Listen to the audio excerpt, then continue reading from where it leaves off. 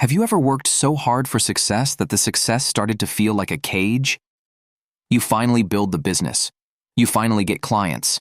You finally make money. You finally become the person who can handle everything. But then something strange happens. Your calendar disappears. Your inbox becomes a second job. Your team needs you for every decision. Your customers expect instant answers. Your family gets the tired version of you. Your health becomes later. Your dreams become buried under operations. And one day, you look around and realize, you did not build a business. You built yourself a very expensive job. That is the painful truth at the center of Buyback Your Time by Dan Martell. This book is not just about delegation, hiring, or productivity. It is about freedom. It is about building a company that does not quietly consume the person who created it.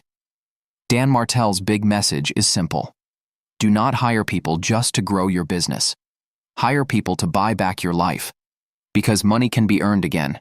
Energy can be rebuilt. But time? Time does not come back. The Lazy Capybara version? Do not become the busiest animal in the pond just because you own the pond. The big idea. Work should fund your freedom, not steal it. Most entrepreneurs think the path to success looks like this. Work harder. Do more. Push longer. Handle everything. Sacrifice now. Rest later. At first, this mindset can work. In the early stage, brute force gets things moving. You answer every email. You close every deal. You fix every mistake. You build the product, support the customers, manage the team, and solve every fire. But eventually, the same behavior that helped you start becomes the bottleneck that stops you from growing. Dan Martell learned this the hard way. After a rough past and a life-changing discovery of programming, he became a successful entrepreneur. He built companies, made money, and achieved the kind of success many founders dream about. But the more successful he became, the less freedom he had. His company grew, but his life shrank. That is the trap. Many business owners believe they are being responsible by doing everything themselves. But really, they are creating a company that depends on their constant presence. They become the engine. And engines are useful, but they are also trapped inside the machine. Dan's goal is to help you stop being the engine and become the architect. The Buyback Principle. The central principle of the book is this. Buy back your time before you try to buy more things. Most people use money to upgrade their lifestyle. Better car, better house, better gadgets, better vacations. Dan says the smartest upgrade is your calendar. If a task drains your energy, steals your focus, and keeps you away from higher value work, you should look for ways to remove it from your plate. Not someday. Not after you become huge. Not after you are less busy. You buy back time as soon as you can because the time you recover becomes the fuel for growth. This is a powerful shift. Traditional thinking says, I will hire when I can afford it. Buyback thinking says, I hire strategically so I can afford bigger growth. Of course, this does not mean hiring recklessly. It means looking at your work like an investor. Every hour you spend has a return. Some hours create massive value. Some hours maintain basic operations. Some hours drain your soul and produce almost nothing. Your job is to move more and more of your life into the work that creates the highest value and gives you the most energy. The drip matrix. Know what to remove. First, one of the most practical tools in the book is the drip matrix. It helps you sort your tasks based on two things. How much money the task creates. How much energy the task gives or takes. From that, your work falls into 4 zones. 1. Delegation. These are low-value tasks that drain your energy. Think. Scheduling, inbox cleanup, simple admin, repetitive paperwork, data entry, basic coordination, small errands. These tasks may be necessary, but they do not need your unique talent. This is usually where you should start buying back time first. 2. Replacement. These are tasks that may create money, but they drain you. Maybe you are good at them. Maybe the business needs them. But doing them constantly leaves you tired, irritated, or stuck. Examples might include technical support, routine sales calls, account management, delivery work, or operational reviews. These are often harder to delegate because they feel important. But if they keep you away from your genius zone, they eventually become expensive. 3. Investment. These are activities that energize you but may not create direct profit immediately. Family time, health, learning, rest, hobbies, relationships, thinking time, spiritual life, creative exploration. Many entrepreneurs neglect this zone because it does not look productive. But Dan's point is clear. If you destroy your energy, your business will eventually feel it. A burned-out founder is not a strategy. 4. Production. This is your genius zone. High energy, high profit. This is the work you love that also creates major value. For some people, it is sales. For others, strategy.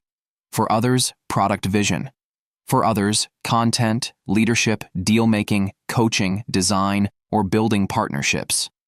Your mission is to spend more time here, because this is where your talent compounds.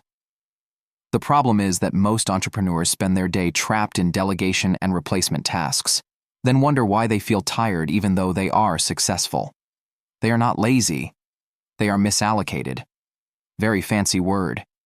Very real problem. The 80% rule. Someone else's good is often good enough. A major emotional obstacle to delegation is perfectionism. Founders often say, "Nobody can do it like me." And sometimes they are right. But Dan challenges this with a powerful rule. 80% done by someone else is 100% amazing. This does not mean accepting careless work. It means recognizing that many tasks do not require your personal version of perfection. If someone can do a task 80% as well as you, and that frees you to do work that is 10x more valuable, that is a great trade. The hidden cost of perfectionism is that it keeps you involved in everything. You review every detail. You rewrite every message. You approve every post. You fix every small mistake. You become the final stop for every decision. And slowly, the business becomes dependent on your brain for everything. That feels safe, but it is actually fragile. A scalable business cannot depend on one person's constant involvement. The lazy capybara wisdom. Not every leaf in the pond needs your personal inspection. The 5-time killers. Dan also identifies common founder patterns that destroy time. The staller. The staller delays decisions out of fear. They overthink, wait for perfect certainty, and keep projects frozen. But indecision has a cost. When leaders stall, the team stalls too. The speed demon. The speed demon moves too fast. They make quick decisions without enough thought, create chaos, and then waste time fixing mistakes. Fast is good. Reckless is expensive. The supervisor. The supervisor micromanages everything. They do not train people properly, so they remain the bottleneck. This person says they want help, but they never truly release control. The saver. The saver refuses to spend money on support. They try to save a small amount of cash but lose huge amounts of time, energy, and opportunity. This is the person who saves $100 and loses $10,000 of growth. The self-medicator. The self-medicator uses distractions, unhealthy habits, or escape behaviors to numb the stress of business. Instead of solving the system problem, they survive the pressure. Dan's point is not to judge these patterns. It is to identify them. Because once you see your time killer, you can stop letting it run your company. The buyback rate. What is your time worth? One of the most useful concepts in the book is the buyback rate. The idea is simple. You need to know what kind of tasks you should stop doing first. Dan suggests calculating your approximate hourly value, then using a fraction of that number to decide what you can pay someone else. A simplified version. Take your annual income from the business. Divide it by about 2,000 working hours. Then divide that hourly number by 4. That gives you a rough buyback rate. For example, if your time is worth $100 per hour, you can pay up to $25 per hour to remove lower value tasks from your life. This helps you think clearly. If you are worth $100 per hour but spend Saturday doing a task someone else could do for $20 per hour, you may think you are saving money, but you are probably wasting your highest value resource. This applies in business and personal life. Cleaning, scheduling, inbox management, travel planning, customer FAQs, repetitive reporting, basic edits, simple admin, home logistics. Some people resist this because it feels indulgent, but Dan's argument is that buying back time is not luxury. It is leverage. The time audit. Find where your life is leaking. To buy back your time, you first need to know where it is going. Dan recommends doing a time audit. For 1 or 2 weeks, track what you do in 15-minute blocks. Then mark each activity. Does it create money? Does it drain energy? Does it give energy? Does it require your unique skill? Could someone else do it? Could a system remove it? Could it be deleted entirely? This exercise can be uncomfortable. You may discover that your calendar is full of low-value work. You may discover that your busy day is mostly interruptions. You may discover that the task you hate most is not even necessary. You may discover that one simple system could save hours every week. But that discomfort is useful.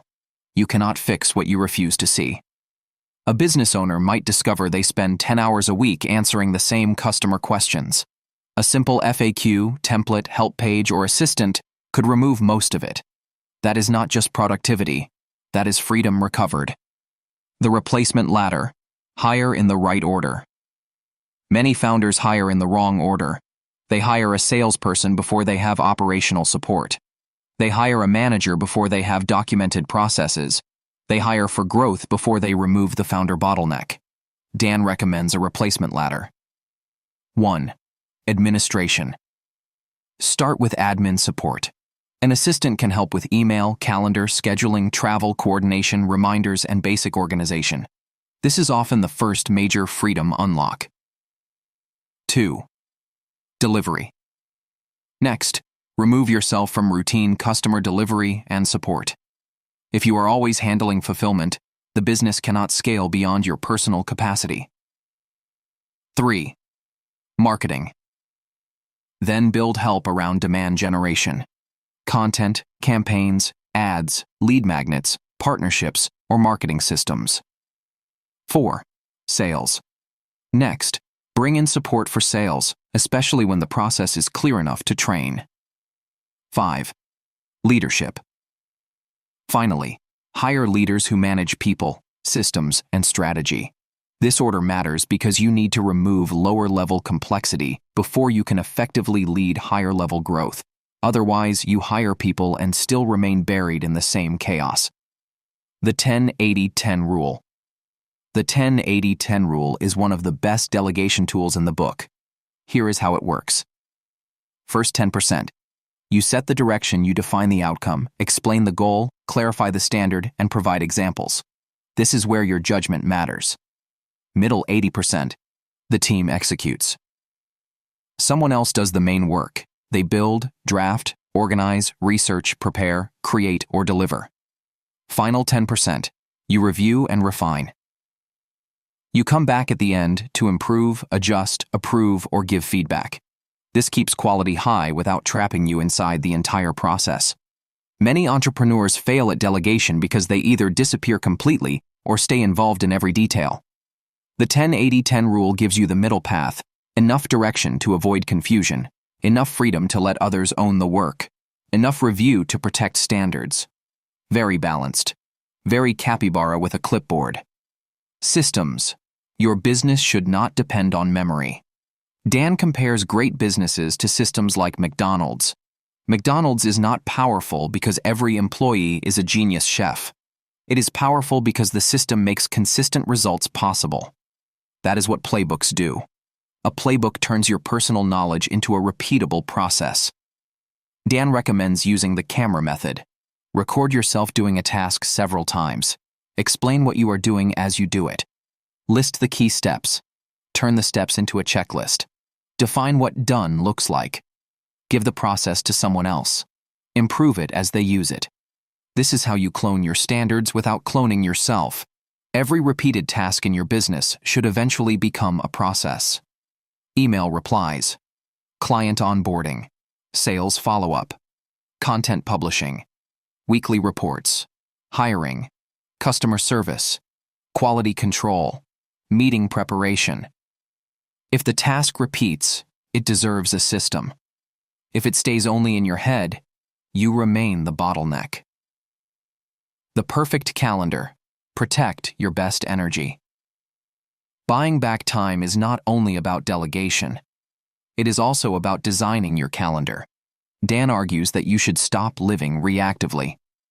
Do not let notifications, emails, messages, and random requests decide your day.